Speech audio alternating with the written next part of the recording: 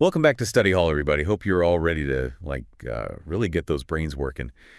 Today, we're tackling something a little bit complicated. It's this new executive order, the one that's been making headlines, about diversity, equity, and inclusion in the federal government. Yeah, you've probably seen it shortened to DEI all over the place. Exactly. But this is a big deal. This isn't like tweaking a few things here and there. Okay. This executive order, it came out on January 20th of this year, so just a few days ago, and it's going after basically all those DEI programs, like across the entire federal government, trying to dismantle them. So basically, for everybody listening, we've got the actual document, like the full text of the executive order. Right.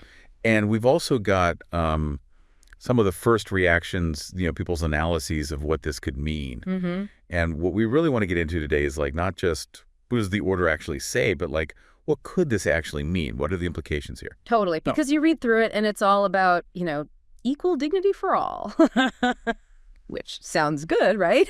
Yeah.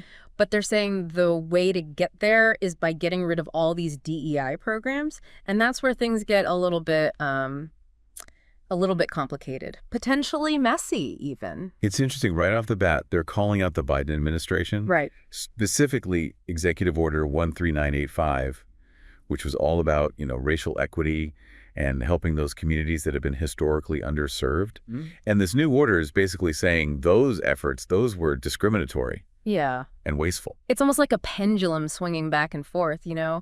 One administration pushes for all this equity stuff, and then the next one comes in and says, nope, get rid of it all. We're going back to just focusing on individual merit. Which makes me wonder, can you really have a system that's truly based on merit if you don't acknowledge that, certain groups have been set back because of how things have always worked? Yeah, that's a key point. It seems like this new order is kind of sidestepping that whole issue. Yeah. And to really wrap our heads around how they plan to make such a huge change, we got to look at the details. All right, so let's get into it. Let's break down some of the key parts here. First up, we got the section called Purpose and Policy. And, it's pretty obvious from the language that they're not fans of what's been done with DEI up until now. Yeah. They're really framing it as these were roadblocks holding America back, Yeah, and they're using that phrase, making America great, which definitely sets a tone, right? Yeah. This isn't just a neutral policy change. It's presented as they're fixing some big mistake, they're coming in to correct what the last administration did wrong. That's a really good point. Okay, so then we get to the part called implementation. And this is where they get into who's going to be responsible for actually taking apart all these DEI programs. And it's a pretty high-level crew. We're talking the Office of Management and Budget, OMB, the ones who control the budget. Then there's the Office of Personnel Management, OPM. They handle all the federal employees. Right. And then they even bring in the Attorney General. So that means there could be some serious legal stuff involved. Oh, yeah, this is the big leagues. And it shows they're not messing around. They're talking about changing how the government hires people, how they review contracts with unions. Right. Maybe even completely revamping all the training programs. It's not just paperwork. This is changing how the federal government actually does things. And then it gets even more intense. The section called Specific Actions. This is basically a checklist for every single agency. Yeah. Got to shut down all their DEI offices, get rid of any job position specifically for DEI work, and cut off all the money. It's like wiping the slate clean. Yeah. Plus, they want a full accounting.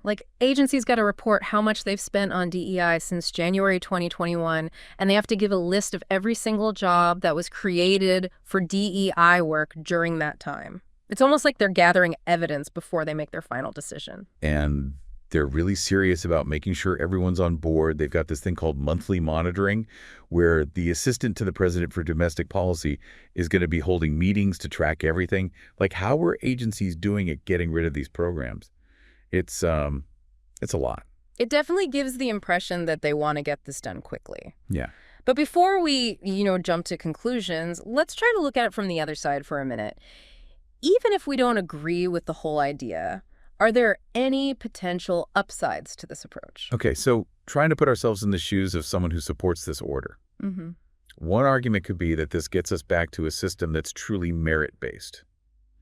Right, so hiring and promotions, those should be about an individual's skills, how they perform, not about their race, gender, anything like that. Right. The idea being that if you take all those other factors out of the equation, you create a level playing field. Yeah. So the best person actually gets the job regardless of their background.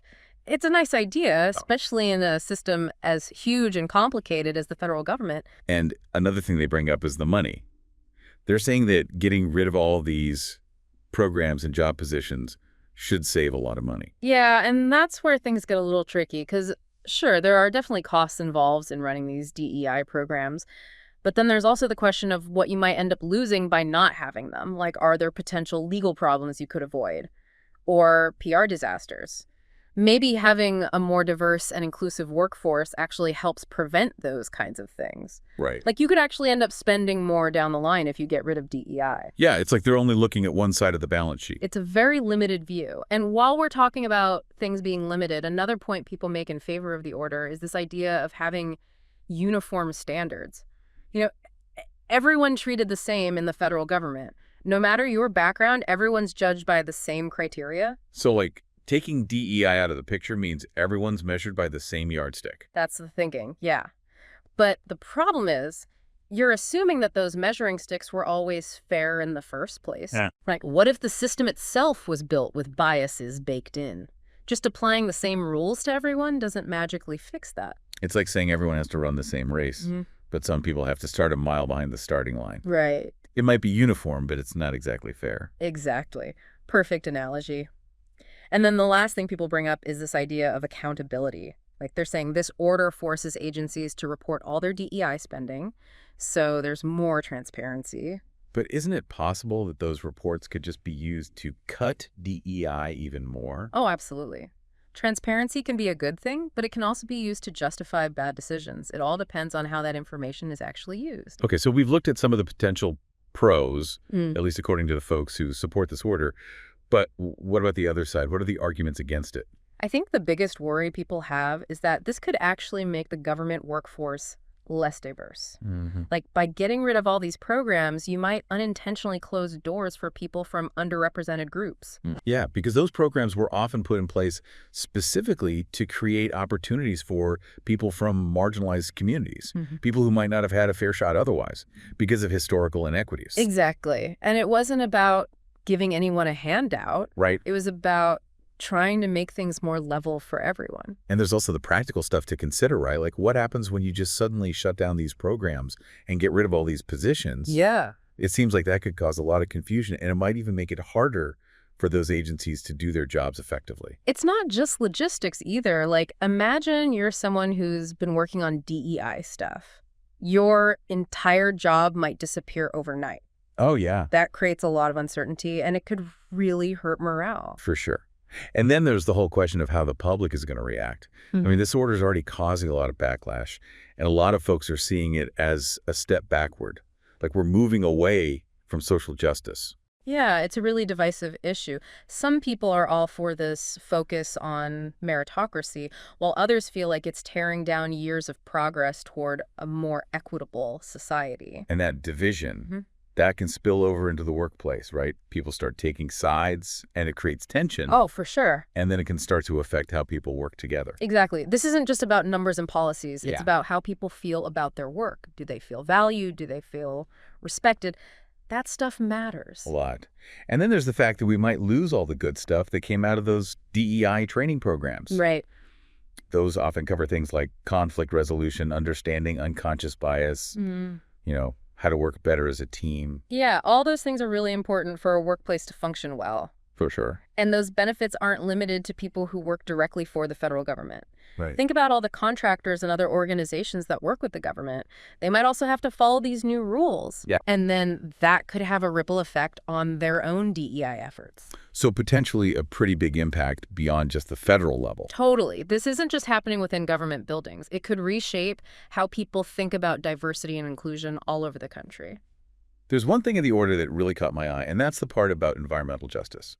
It specifically says they're going to get rid of any programs related to that. Can you explain what that means? Like, what is environmental justice for those of us listening who might not be familiar with the term? Sure. So basically, it's the idea that everyone, no matter their race, their income, any of that, deserves to live in a healthy environment. Okay. They should be protected from environmental hazards. So like making sure that pollution and stuff like that Yeah. isn't disproportionately affecting certain communities. Exactly.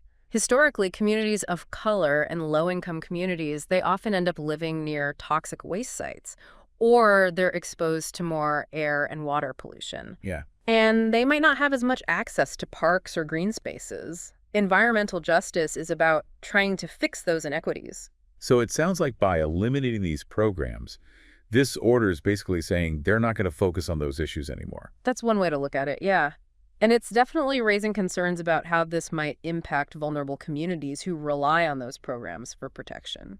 It feels like there's a bigger philosophical shift happening here, too. Mm. Like moving away from the idea that the government should be involved in fixing these kinds of disparities. Right. It's more of an individualistic approach. Like, you're on your own. It's up to you to overcome these obstacles. Which, again, raises that question of fairness. Is it really fair to expect individuals to solve these huge systemic problems all by themselves? It's a complicated issue, and this order just adds more fuel to that fire. Okay, so we've covered a lot. Mm-hmm. We went through the main parts of the order, talked about the arguments for and against it, and even thought about how this could impact different people and groups. But there's one big piece of the puzzle that we haven't really talked about yet. What about all the legal challenges? Oh, yeah. Because this order seems like it's practically begging for lawsuits. You're totally right. Let's get into that. What are some of the legal arguments people could make against this order? Well, I mean, right away you can see that this executive order goes against some pretty important laws that are already in place. Exactly. Like Title VII of the Civil Rights Act. You know, that one says you can't discriminate against people when it comes to jobs because of their race, color, religion, sex, or where they're from. Yep. And this order could also bump up against the 14th Amendment. Oh, right. Specifically, the part about equal protection under the law. Some people are going to say that by ditching all the DEI programs, the government's actually creating a situation where everyone's not being treated equally because they're not taking into account the historical disadvantages certain groups have faced. So it's not even about whether these programs are good or bad, necessarily. It's more about, does the government actually have the power to get rid of them like this? Exactly. And that's where the courts are going to come in. Yeah. I think we're going to see a ton of lawsuits popping up challenging this order. And this could drag on for years. Well, for sure. Years of legal battles. It's going to be interesting to watch how the courts deal with this whole tension between individual merit and addressing those systemic inequalities. I mean, that's really the heart of this whole debate, isn't it? It really is. And whatever the courts decide, it's going to have huge implications. Yeah. Not just for the government, but probably for private companies, too. Oh, absolutely. A lot of companies are watching this really closely, trying to figure out what they should be doing about DEI. It just shows you that these legal fights often reflect what's going on in society as a whole. This isn't just about laws. It's about our values, Right. what we prioritize, Yeah. how we define fairness and equality, Yeah. especially when you're dealing with a country as diverse as ours. And that's why this is such an important topic.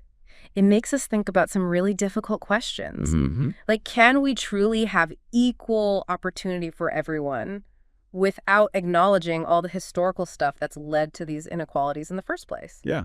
Is it even possible to separate merit from all of that? Right. And then how do you balance what's good for the individual with what's good for society?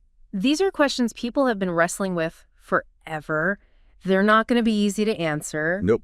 But they're important. Exactly. And we got to keep talking about them, even if it gets uncomfortable sometimes, because those answers, they're going to determine what kind of country we create. Not just for us, but for our kids and grandkids. I like that. That's a good way to put it. So it looks like this executive order is going to have a ripple effect. Yeah. It's going to impact DEI efforts, environmental justice, the whole idea of what the government should and shouldn't be doing to address inequality. We'll have to see how this plays out, not just in the federal government, but in the courts and across society in general. And it'll be important to pay attention to the unintended consequences. Like, will trying to treat everyone equally actually make existing inequalities even worse? Yeah, it definitely gives us all a lot to think about. Right. Is it possible to have a system that's based on merit, but is also diverse and inclusive? Can you really create a level playing field without taking into account the historical stuff that's made things so uneven? It's a lot to ponder. This whole deep dive, it's definitely given us a lot to chew on. It has. And for anyone who wants to learn more, I definitely recommend checking out the full executive order, reading up on the different legal arguments, seeing what different groups are saying. It's complicated, and there are no easy answers, but it's a conversation we need to have. For sure. So keep those brains working, stay curious, And thanks for listening to Study Hall. We'll see you next time.